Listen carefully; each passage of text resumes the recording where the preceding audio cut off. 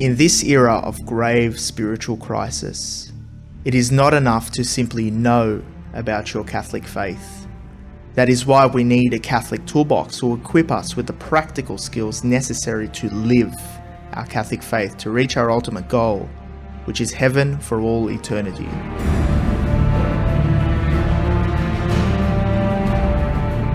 Do not merely listen to the word and so deceive yourselves. Do what it says.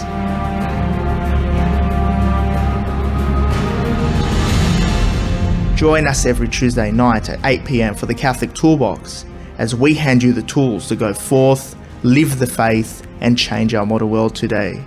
Live on the Voice of Charity.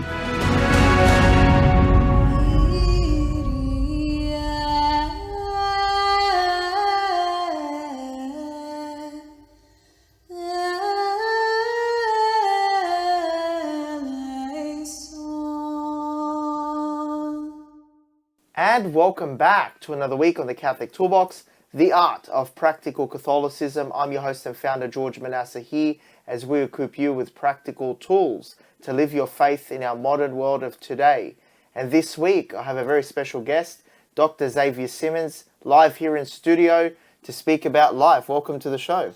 Thanks for having me on, George. It's a pleasure to be here. It's always great to have you and see you. And we actually go back. We've known each other for a very long time. I think it goes back to 2011 or 12. I believe. Think that's right. So over a decade now, and it was great to reconnect after I came back from the US. So exactly, yeah, good on you for all the work that you're doing. Yeah, no, it was great, and you have such an amazing journey with your career, and I'm really excited to speak to you tonight about it. I think we met in 2012. You were studying philosophy at the time, and you'd gone away to Harvard and all sorts of things, directions, and then you're back here in Australia. And do you want to start off by introducing yourself to our listeners? Who are you? Sure, no worries. So my name's Xavier Symons, and I am a bioethicist. As George mentioned, I have a background in philosophy. Currently work in the area of bioethics or healthcare ethics. So basically, bioethics is concerned with ethical issues arising in medicine and healthcare. Also, more broadly, ethical issues concerning the way in which we respect life in human societies at the beginning and at the ending and all the way through, all the way in between. And also, importantly, bioethics is concerned with the ethical evaluation of new technologies or new ways of treating disease and illness, which often are very good things and help us to help people who are very ill, but also sometimes give rise to ethical challenges, and that's where people like myself come in. So I actually am director of the Plunkett Centre for Ethics, which is a joint initiative of ACU, the Australian Catholic University, but also several partner organisations in the Catholic health and aged care sector, and we advise them on these kinds of ethical issues. Wow, that's absolutely amazing. It sounds like a really fun job. Yeah, it keeps me on my toes, and definitely it's very intellectually stimulating. I'm very glad to be in the role. So yeah, no, you got to keep your mind working, especially. And you spent some time in Harvard. That's correct. Yeah, so I was in the US for a few years, and I spent 2 academic years working for a social science research institute called the Human Flourishing Program, which was within the Harvard University system, and that was an amazing experience. I thought a lot about some very fundamental questions about what makes a life good, what human flourishing amounts to, what makes a life worth living. And actually, interestingly, I think that's a question that we're going to talk about this evening in the context of euthanasia, because really, I think a lot of big bioethical debates turn on the way in which we think about that question, what makes a life worth living.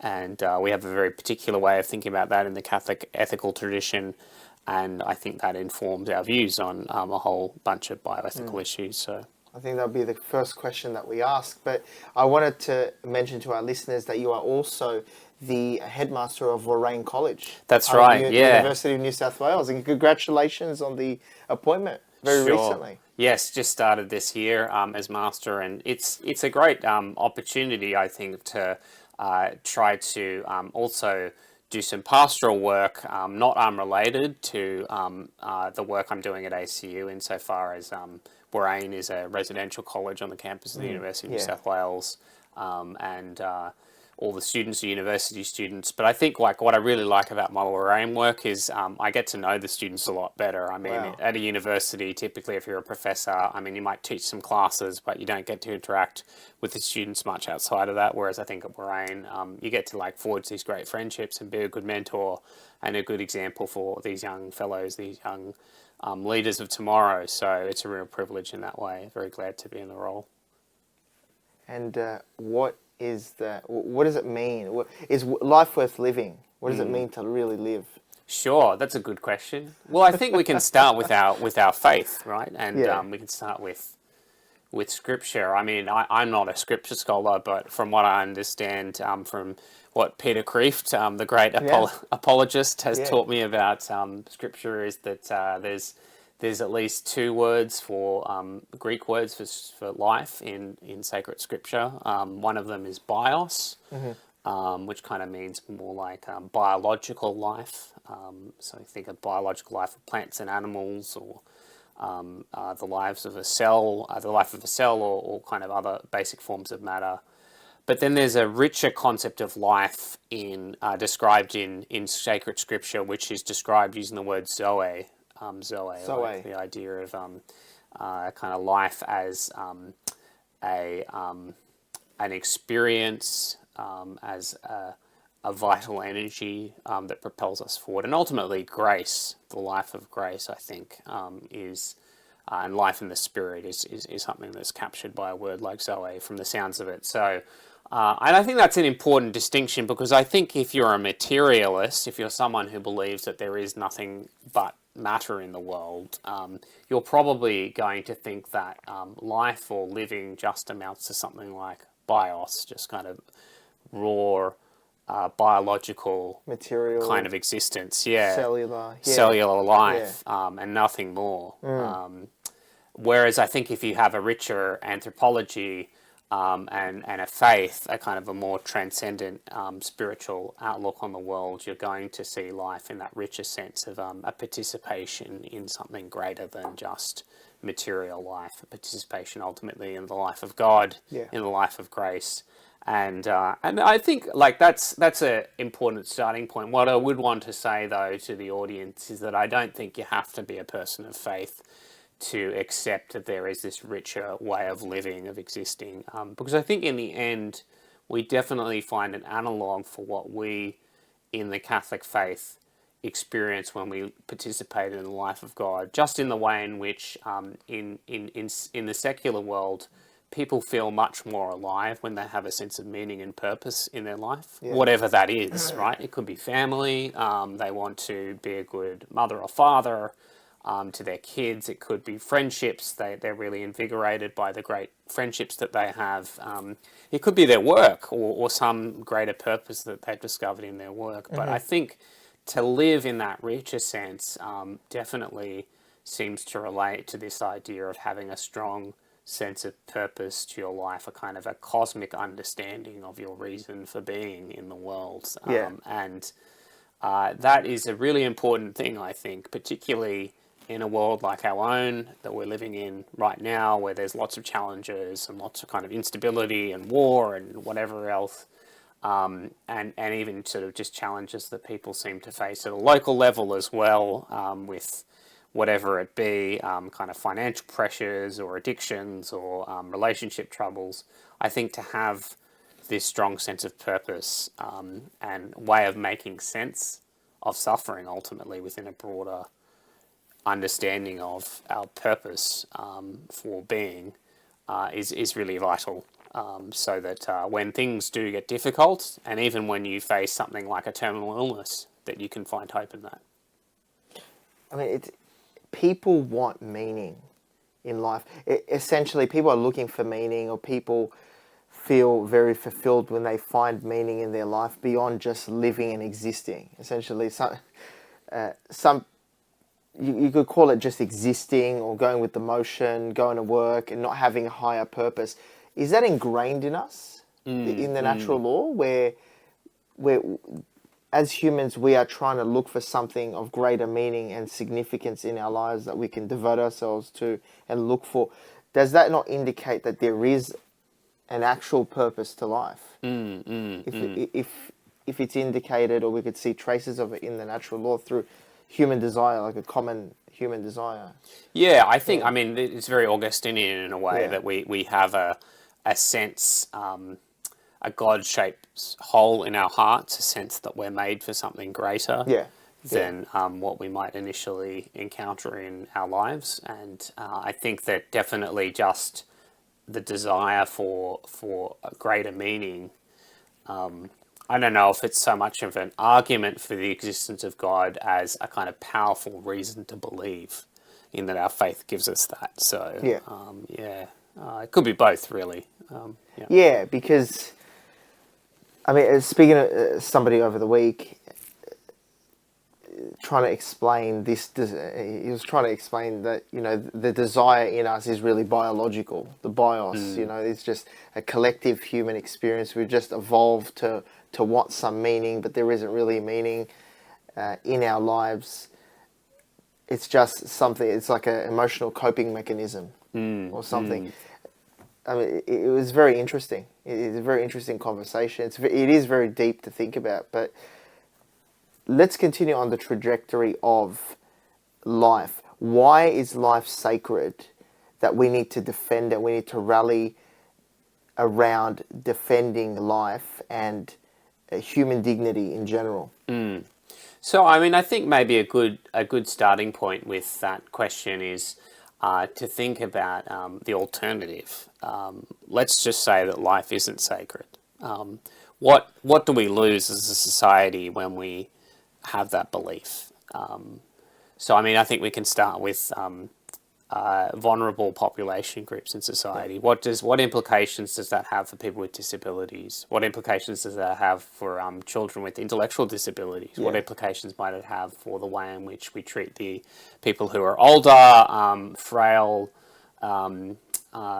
children, the very young children, the people who are homeless or suffering from drug addiction, people who suffer from mental illness? What implications does an abandonment of a core commitment to human dignity have for society? And I think what it entails is that these people's lives aren't treated as having an intrinsic value, that they end up very, very, not just vulnerable in the sense of kind of their condition, like their health condition or whatever else, but vulnerable in the sense of social vulnerability. There's no longer a default commitment to the idea that all human life has value. And I think when you look at the question in that way, and you see what we stand to lose when we lose this foundational Christian value, I think it's can all hopefully agree that that's not a society that we will want to live in, that we will want our children to grow up in, that we would want our grandparents to be living in, or whatever else. So I think that one of the reasons why we need to defend human life in the sense that you put it is that we stand to lose so much if we don't, and also we stand to gain a lot if we do. That we are creating a more humane society, which is a great place to live for everyone, and that's something we can be proud of as Christians. Tom Holland, the English historian, has written a book called Dominion, how Christianity made the Western mind, I think is the subtitle. And he basically argues that the reason why we have the sorts of institutions that we have in the contemporary world, which defend vulnerable population groups, like laws to defend kind of like against discrimination, or good social welfare, and social support for people who are unable to work or support themselves in various ways. The reasons why we have all of these things is because of Christianity, ultimately. And I think it's a fairly compelling argument. Absolutely amazing. And he makes the point that even in a culture which seems to be trying to get about as far as away as it can from Christianity, you still have Christian commitments implicit in the sorts of arguments that are being made against Christianity. It's a sort of bizarre situation where we are just so like intensely Christian in our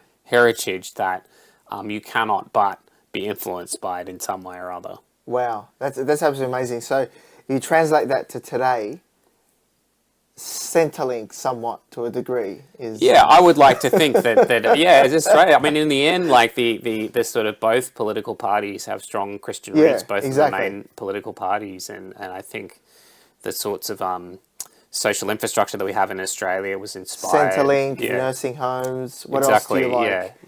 I think...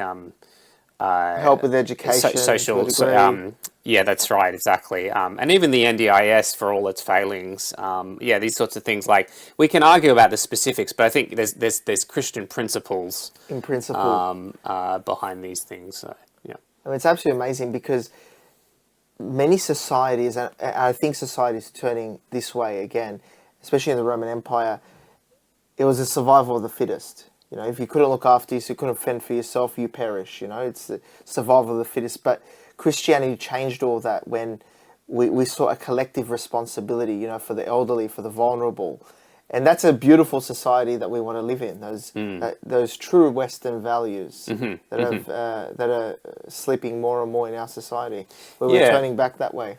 Yeah, that's right. So I think we need to cherish that, and we need to remind people today of the alternative, because I think that's part of the issue. Is we take these things for granted today, and in fact they're not to be taken for granted.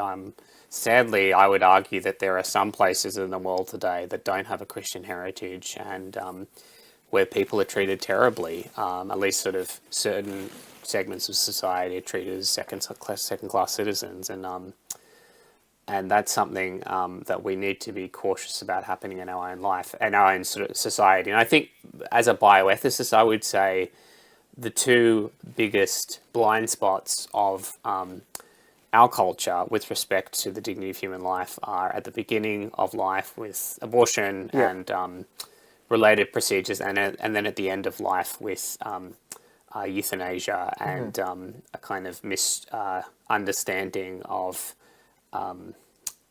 what it means to provide quality palliative care versus actually actively ending the life of someone, and understanding the implications of that.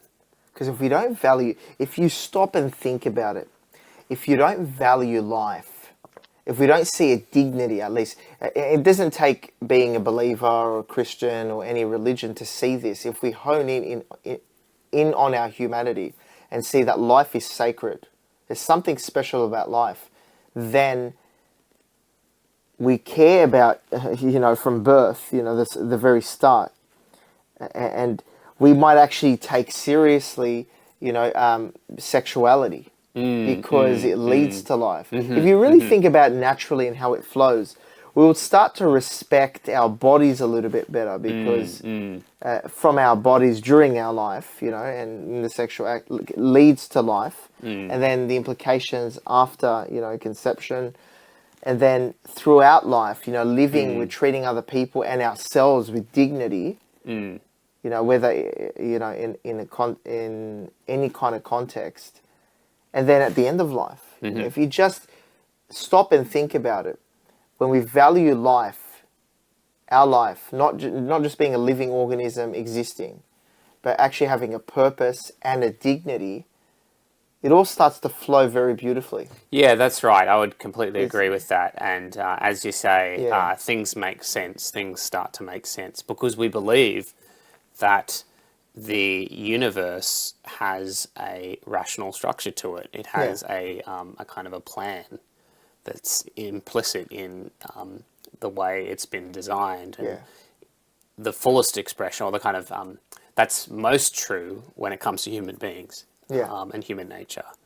that human nature hasn't just kind of like isn't the product of blind evolution. It's the product of God's design, and as a result is profoundly meaningful down to its core. And so, as you say, like in the context of sexuality, it's not that the church believes that sex is unimportant. It's actually that the church believes that sex is like more important. than But I'm saying for the natural law, if you're just looking at it, I think a lot of people from experience and speaking to many people can reason to the fact that my body's sacred, and and the sexual act is actually important. We've got to treat it with dignity.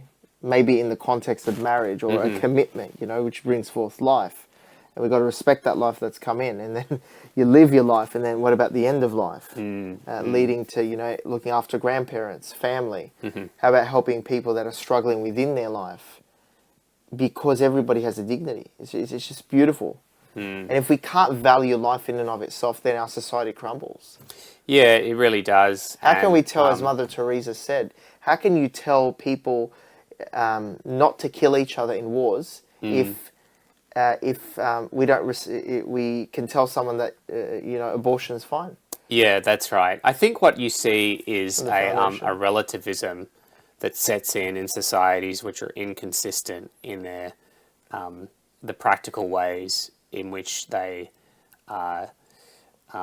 seek to enact their commitment to the dignity of human life. And I think we see that in our society that I think moral relativism is not a problem of 20 years ago. I think it was a problem then, but it's a problem now as well. And Benedict XVI was very strong on this.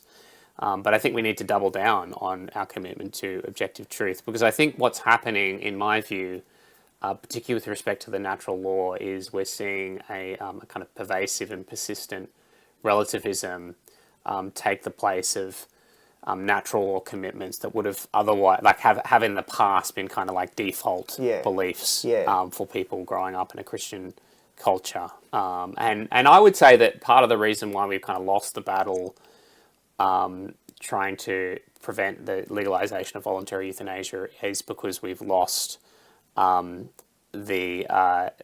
default commitment to the idea that intentionally taking another human life is morally wrong, always and everywhere. And indeed, we've lost a commitment to the idea that suffering can have meaning, and that there is an afterlife. And it's always about seeking pleasure as well, our own ego and desires. As Pope Benedict XVI said in his homily to the elector cardinals before he was elected, so we're building a dictatorship of relativism which doesn't recognize anything as definitive, which solely consists of one's own ego and desires. I think that's key when he said ego and desires, because then what drives us anymore? What's the sole motivator is our comfort. It's hard to look after elderly. It's hard to make a commitment in marriage. We're just driven by our ego and desires. And a desire for kind of like self-expression even. So Carter Sneed, who is an American bioethicist and professor of law at the University of Notre Dame over there in the States. No, we say it the right way, I think. That's right. Notre Dame. And so Carter wrote a book a few years ago called What It Means to Be Human, The Case for the Body in Public Bioethics. And one of the things that Carter argues in that book is that what replaces a kind of a more robust Christian anthropology of acknowledged dependence and compassion and respect for human life. What replaces that ethic in secular liberal societies like our own, like America as well, is a kind of like radical individualism, and he calls that actually an expressive individualism. So it's not just individualism in the sense of I'll do whatever I want. It's like individualism in the sense of I actually define myself through my choices, my kind of radical assertions of the will and expressions of whatever like my deepest sentiments are, and so you see that, I think, in the context Wow, of that's pretty rich. transgenderism. You Yeah, see it in the yeah. context of the way in which we do intellectual backflips to justify abortion. I think you see it as well in the context of euthanasia. Like, people want to die on their own terms. They want to kind of like craft their death in the way they see fit. And, Yeah. and unfortunately, I would argue, like, what you end up with is this kind of this understanding of the mysteries of death and dying that's radically unmoored from any kind of sense of the transcendent, and instead is just about like personal preference, and that's a concerning situation to be in as a society. So now we'll go into euthanasia itself. Why does the church teach that euthanasia is unacceptable from a Catholic perspective? Sure. So, I mean, I think there's a few reasons that are relevant here. So, one is that we are committed to the idea that as Catholics, as Catholic Christians, we're committed to the idea that God is the ultimate author of our lives. We do not own our own lives, and so God takes us when He sees fit, and in the end, we need to kind of accept that humbly as Catholic Christians, as an expression of God's will, and indeed accept death as something which, in the end, is a product of original sin, and it's sort of a reality that has been caused by sin, but nevertheless can acquire a kind of redemptive value if we approach it in the right way, with the right dispositions, kind of with God's grace, and through the sacrament, like accompanied with the grace of the sacraments, and etc. etc. So that's one reason. I think as well, though, there's this kind of mutual that reason is mutually complementary with the dignity notion that our lives have a special dignity, and there's something like so valuable about human life, given that it's made in the image and likeness of God. Yeah. That to actively end the life of another human being is profoundly immoral. Yeah. And I think that's an important reason to bear in mind as well, because I think part of the challenge with euthanasia is getting people to see that life always has value, that life doesn't lose its dignity. Because I think that there would be a lot of people who would say that there are some circumstances where life loses its worth, like life is no longer worth living. Yeah, exactly. Too much of a burden, to look after an elderly parent. Yeah. They're on an oxygen machine, and they're in a lot of pain. Yeah. I mean, to give a kind of sympathetic interpretation, you can understand, considering the kind of internal logic of secularism, how someone could come to that conclusion. But that's the problem, I think, is that the logic is the assumptions are flawed, the sort of principles of that system are flawed, like the idea that basically quality of life is just reducible to the kind of balance of pleasure over pain, or that the worth of life is determined by the sense in which we are still able to satisfy our preferences for how we want to live our lives. And if that's all you're working with, then sure, I mean, you can see how people would come to that conclusion. But surely life is much more than just autonomy and comfort. And I think unless we move beyond that anemic anthropology, that anemic account of what it means to live a worthwhile life, we're not going to really crack the nut of explaining to people how, kind of getting people to see what's wrong with things like euthanasia. Okay, so there is a foundation, and you set that very well, to understanding why euthanasia is wrong, in the eyes of the church. And really, I think when life has value, just on a practical level, and someone is suffering, and people around them, and families helping. Is that not helping, the family come together? There's just practical circumstances where, in my personal life, with family and elderly family members, it unites people. There's many fruits that come out of that. Even though you could look at it as, well, it's just a burden, them being at a nursing home and, they're on their last leg of life, and why would you prolong exactly their life unnecessarily? And there's another important point there to make, that the church doesn't say you need to prolong life unnecessarily, right? Like the church says that okay, that's an interesting. you have no obligation to accept aggressive medical treatments where it's unduly burdensome, where it's extraordinary care. There's a distinction between ordinary and extraordinary care. Okay, sure. In Catholic bioethics, because people would think that you have to do everything you can at whatever expense to save, and which is not true. life. Which is not true. Okay. I think it's important for Catholics to know that there's a prudential judgment that you need to make, either whether you're a patient or the family of a patient, about what's kind of proportionate given the circumstances to try to restore someone to health, or to try to increase survival. And if it's basically going to cause you like profound suffering and have limited benefit, then you're within kind of your good conduct according to Catholic ethics if you say, no, I don't want to pursue that treatment. You can pursue it if you want to, like if you're the sort of person who says, no, I mean, like you're a young person and you think, no, I would, like this three months of extra life would be really valuable to me, even though I may be very sick during that time and very uncomfortable. I really want that extra 3 months, because I mean I haven't been able to do as much in my life as I would have liked to, and so I want that extra time, even though it's going to be mean a lot of pain.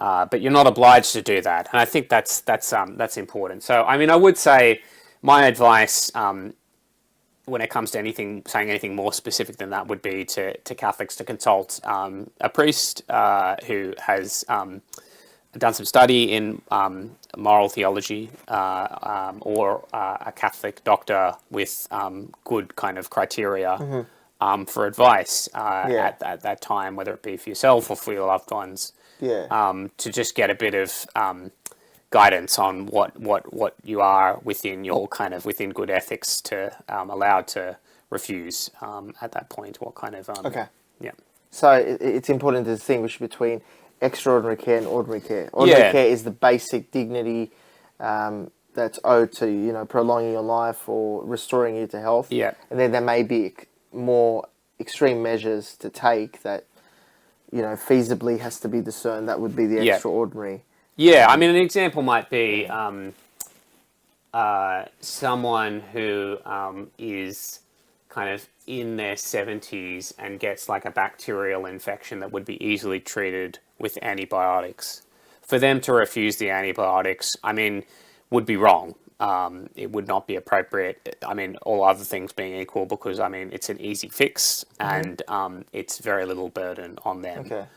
So it would be wrong for them to refuse it. But like, consider another scenario. Consider someone who has stage 4 pancreatic cancer and has already been through several rounds of chemotherapy and radiotherapy and other cancer treatments, and to no effect, and there's an experimental therapy that they get offered, and the doctor says, look, we don't know if this is going to work, but it could.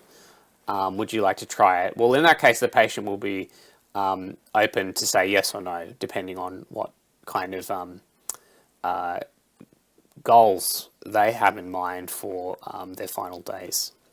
Wow. I mean, this is all very enlightening, and I really want to understand euthanasia a little bit more. What seems to be the greatest challenge, or what did you want to delve into regarding euthanasia? It's a very deep topic. Yeah, I mean, I think but I would say for the Australian listeners of the program, it's also a very practical topic, unfortunately, because now euthanasia is legal in all Australian states. It's legal in the ACT as well, and I would say it's going to become increasingly common in Australian society. So it would probably be likely that in the next 10 to 20 years that most of us would have some personal encounter with euthanasia, like be it through a friend of a friend or even a loved one of our own who kind of gets offered it by a doctor, or who's wavering for whatever reason, maybe because they don't know that much, they haven't had the same formation that we've had or whatever, or they're just depressed. And so I think we as Catholics need to be equipped with good tools for managing just talking to people about this issue. And the first thing I would say, I mean, we can go anywhere you want on this conversation, right? But the first thing I would say is that, like, overwhelmingly, the kinds of people who pursue euthanasia are the kinds of people who've lost meaning, who've lost hope in life, who are demoralized, which is actually a clinical category. Yeah, it's not just a kind of poetic expression. Yeah. And what I would say, and what I think is a very powerful argument against euthanasia or for people not pursuing that pathway, is to say that there are much better ways in which we can help people who've lost meaning, who've lost purpose, than saying to them, yes, you're right, your life is like that, and we're going to offer you euthanasia, which I think is just like a really tragic and disappointing solution for our society to offer people who've lost hope. Because the real danger, I believe, lies in euthanasia is that it extends itself backwards from, okay, someone who's sick and elderly and suffering and going through a lot of pain, the option to end their life. And the temptation creeps back into, oh, well, someone who's maybe 50 and lost hope. It essentially becomes suicidal. You know, oh, what about someone who's 30 and completely lost hope? And it creeps back to any... Yeah, I mean, I think it's important for us to also remember that this is suicide. I mean, it's a form of suicide. There are different forms of suicide, but it is suicide. And I think we've got to be careful about the deliberate manipulation of language to try to obscure the reality here. So, I mean, the kind of language that's used in Australian legislation is voluntary assisted dying. Yeah. But you're not actually assisting someone who's dying with euthanasia. You're actively ending their life. So it's not assisted dying. I mean, like, assisted dying would be something like pain relief when someone's dying, or withholding unnecessary treatments. But I think that euthanasia is something different, right? And that's important to be aware of. And I would say, yes, there is a slippery slope. And 10 years ago, euthanasia advocates would mock people like myself for saying that if you legalize euthanasia for some people, you're eventually going to legalize it for many more. And yet what we've seen over the last 5 years or so in jurisdictions like Canada, in the Benelux region, European countries? Is this slippery slope playing out? I mean, we now have euthanasia for children in the Netherlands and in Belgium. Euthanasia for children? It's an option. Yeah, it's an option. So wow. In Canada, the courts have ordered the federal parliament to allow euthanasia for people with mental illness. And fortunately, even the Liberal Party in Canada, the Progressive Party, has realised that that would be a really bad idea and have kind of stalled on the legislation, but it probably will come into effect if they're re-elected in the next parliament. So I believe, or could at least come into effect. So we're starting to see this slippery slope playing out, and even in Australia now, in Victoria, there's been a 5-year review of the Voluntary Assisted Dying Act 2017. And various expansions to all kind of like amendments to the law have been proposed to try to, I think, water down the safeguards and in some cases make euthanasia available to people who currently can't access it. So, yeah.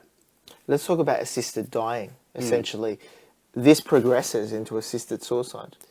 Yeah, it does. It does. I mean, For any reason. I think for any reason, yeah. So, I mean, my concern would be that what we might see in the next 10 to 20 years in Australia are attempts to legalise euthanasia for people with mental illness, even for people who are tired of life.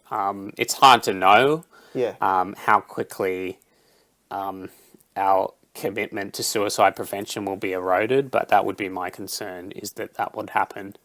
And Might even be medically protected. yeah, that's right. So I think that So we need to it be really aware, has 'cause eroded it's very just, quickly. I mean, there's a kind of instability in Yeah. our social commitments, and that's hard to maintain for very long, right? Yeah. Like, I think eventually something's going to have to give. I mean, either, God willing, we restrict euthanasia more and we kind of get back to where we were, or God forbid, we go the other direction and we abandon our commitment to suicide prevention. But that would be my concern. Look, I don't have a crystal ball. Yeah. I pray for the best outcome, but I am worried, genuinely worried. Just given the fact that we don't really have a strong normative commitment to point to in our society to try and stop this dystopian situation from arising. And this all harkens back to the very foundation that life is not valued. The dignity of life is threatened from conception through life and death. That we don't see that there is an inherent dignity to the human being. It's got nothing to do with faith or religion. You know, we are built like that as humans. Yeah. Where that there is meaning and dignity to our lives and to the lives of others, which should then dictate and guide our decisions in day-to-day life, to respect life and to value life, whether it's a sick elderly parent and how we go about, you know, their treatment and looking after them. That's right. To looking after our bodies from the start, which have the potential to bring in life. I mean, that's quite a powerful thing.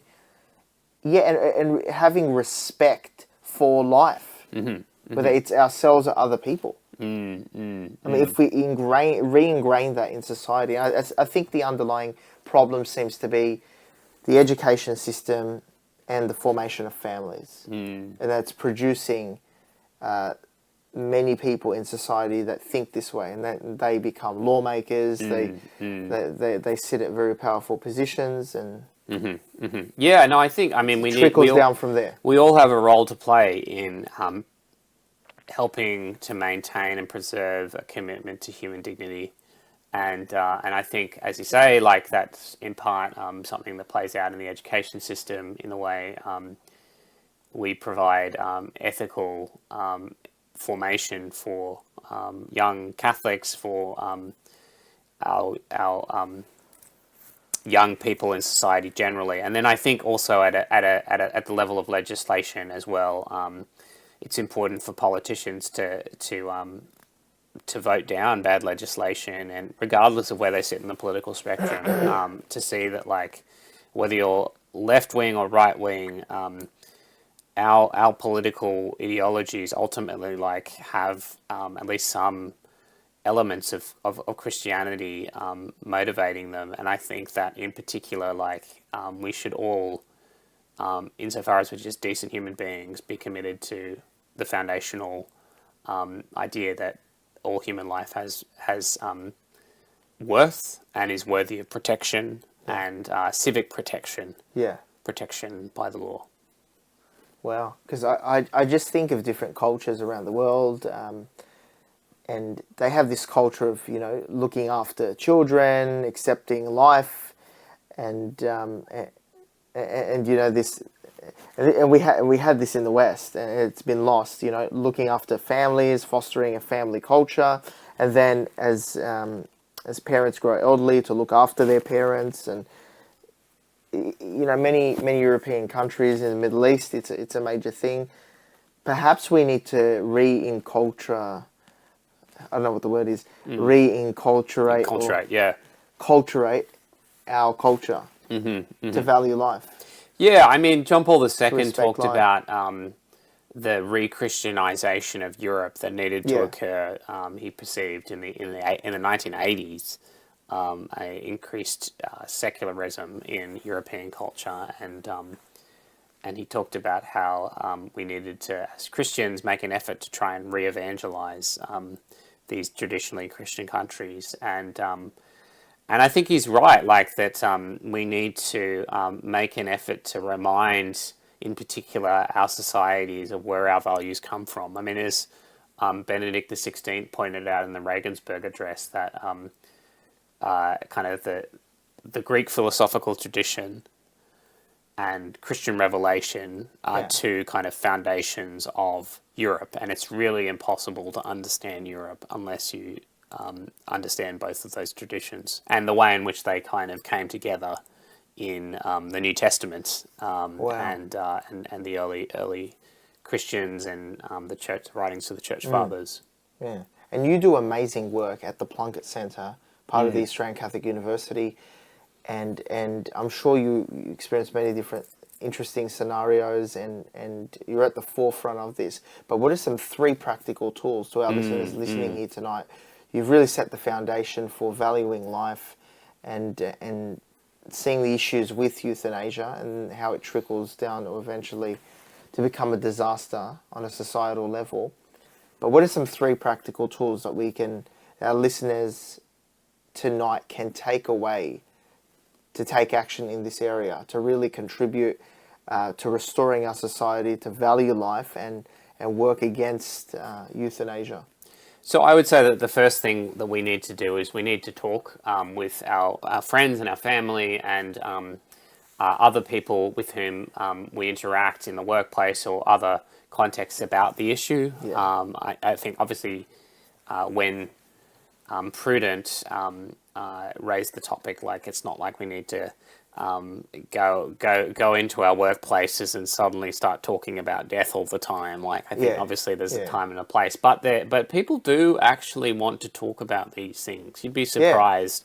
We've noticed at the Plunkett Centre. Yeah, that's right. Yeah. So especially over the dinner table. So I mean, take advantage of it for what it's worth. Like that people. I mean, even if they have crazy ideas, at least they want to have the conversation. So I mean, that's great. And it's then great to have these conversations. That's right. Carry out the conversation in a civil, respectful manner, but also robust, and don't hesitate to challenge people about their beliefs. And so the first thing I would say is don't hesitate to talk to people and be a witness to life, because we all do have a role to play in preaching the gospel of life.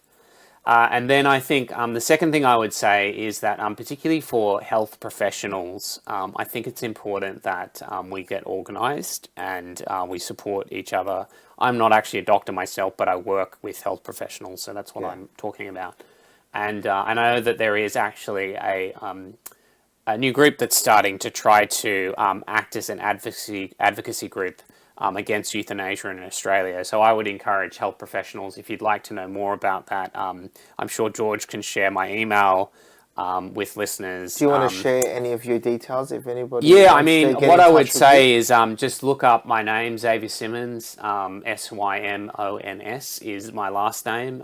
Look me up online, and the Plunkett Centre for Ethics should come up, and you should Australian Catholic University. The Plunkett Centre for Ethics. That's right, and you should be able to get my details, or at least get in contact through the emails on the website, and I'd be happy to connect you with other like-minded health professionals who can support you, and you can support them, so that we can at least have a small group, but of a kind of well-formed, articulate, and politically active group of health professionals who are saying that they won't stand for the erosion of human dignity in the health professions, and that they want to have their conscience rights respected, and also to try to provide a compelling alternative, whether it be through providing quality palliative care, or even just by being an excellent doctor who accompanies their patients, or a nurse who's truly caring for their patients. Wow. So that's number 2. And then number 3, I would say, is that at the political level, it's important that we all stay informed about what's happening with this issue, because I think I've seen even data on this that for Catholics, like often there's a big focus on abortion as a bioethical issue, which is great because I think we need to like be aware of what's happening with legislation around abortion in our country and in other countries. So Catholics are very concerned about abortion. They're not as concerned about euthanasia. They think it's an issue, but like often they don't. Like what I'm trying to say is, we just don't tend to have the same levels of literacy. Yeah. So often I talk to people, like really good, decent Catholics who are trying to stay up to date with things, but they just don't know what's happening with this issue of euthanasia in Australia. Like many Catholics wouldn't even know it's legal in their states. They certainly wouldn't know the details of the legislation. Yeah. The focus seems to be on abortion. Yeah, that's most of the right. time. That's right. Yeah, Whereas I would say like that this is unfortunately going to probably become just as big as an issue in many ways. The rates of euthanasia will probably be very high in Australia, and its kind of social implications are different, but arguably just as bad. Like I think insofar as kind of you're seeing from both ends of the human journey through life, a loss of the sense of the sacredness of human life, and slowly that's just going to sort of work its way out until we kind of lose all respect to human life, I fear. So that sounds a little bit apocalyptic, but I mean, and God willing, there's people are good, right? Like Australians are good people, and I think even those who would be in favour of abortion and euthanasia, like, I mean, they don't. Often they've grown up in environments which have just like completely distorted their ethical worldview, and they can change their minds if you just talk to them honestly about the facts. But we need to be positioned, we need to be educated, we need to be well informed to do that. And so that's what I'm really pushing home here. And those three options, those three practical tips, that we stay engaged. And we don't kind of retreat into our little enclaves and not try and do what we can to protect the dignity of human life in Australian society. It's very important, I think, to participate in the political process as well, and in whatever capacity or any advocacy groups that you could be a part of. And like you said, conversations with people. It's that dinner table conversation. It's that lunch with a colleague and something comes up and something's happening in their life, to have that personal conversation to change minds. Have you seen minds changed in your time? Oh, for sure, for sure. Yeah. No, definitely. Provide us with some hope.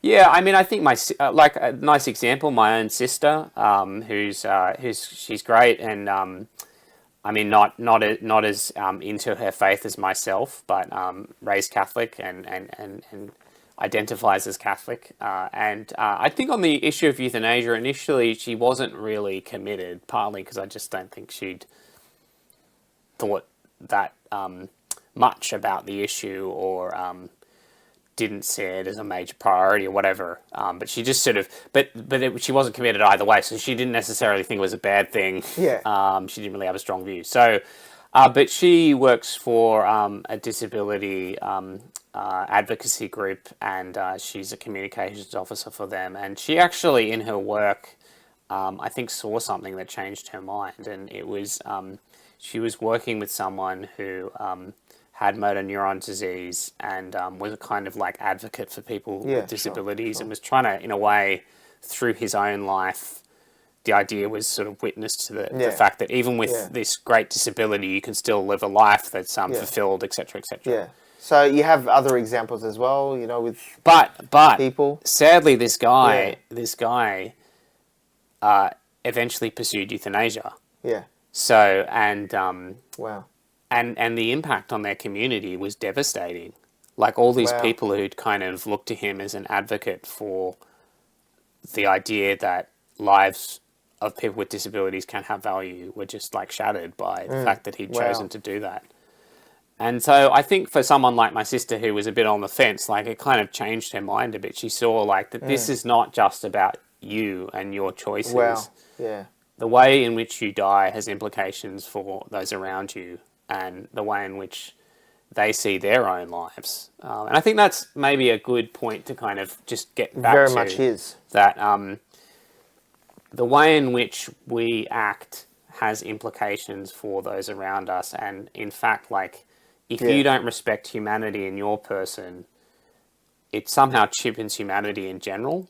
At the universal radiates level. around. Yeah, to your and community. conversely, if you do respect humanity in your person and those in your small little node of existence, it will have knock-on effects for society generally. So our actions have much more impact on those around us than we can imagine, I would say. And certainly that's true from a spiritual level. So, yeah. That's absolutely perfect. If you really think about it, I think we underestimate as humans our existence and the circles that we have around us and the impact that we have. We radiate there. And I think it's so important to see that, you know, we do have an impact. And like you said, someone's death can actually have an impact on those around them. And how, I mean, always at funerals, it's interesting. Everybody seems to be self-conscious of their own death or their own mortality. And it's remarkable. And the way we treat our own life and it has implications. It radiates outward. So I think that's a very important thing for people to note. But it is possible to change people's views, and I'm sure in your line of work, if you have many conversations and many other people. Sure. Yeah, no, definitely. It's a great opportunity to be a witness for the value of human life in that way, and I feel privileged to be in the role. Thank you so much, Xavier. No worries, Dr. George. Symons. Great to join you. It was a great conversation here tonight, and I hope we've shed a lot of light on this topic. Terrific. Thanks very much for having me. Thank you very much. Please note, this does not count as any professional or medical advice within this episode, and if you're experiencing any symptoms or any medical emergencies, we do advise you to call your emergency service within your country or within Australia, 000. But thank you for tuning into the show. Don't forget to subscribe. And also, John's reminding me here, I will return live on air on Tuesday the 29th of April. Yeah, that's April. So Tuesday 29th of April at 8 p.m. because we have Holy Week next week and then the week after for the long weekend. So I'll return live there. So thank you for tuning into the show. Don't forget to subscribe to the podcast. Go to The Catholic Toolbox, wherever you get your podcasts. That is The Catholic Toolbox. And don't forget to go to the website, thecatholictoolboxshow.com. That is thecatholictoolboxshow.com. So until next week, or actually in 2 weeks, God bless, take care, and take action.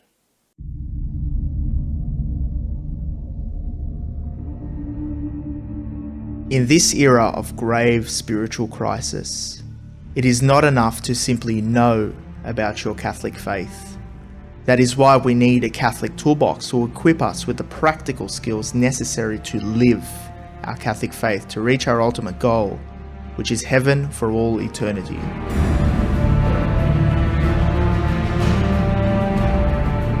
Do not merely listen to the word and so deceive yourselves. Do what it says.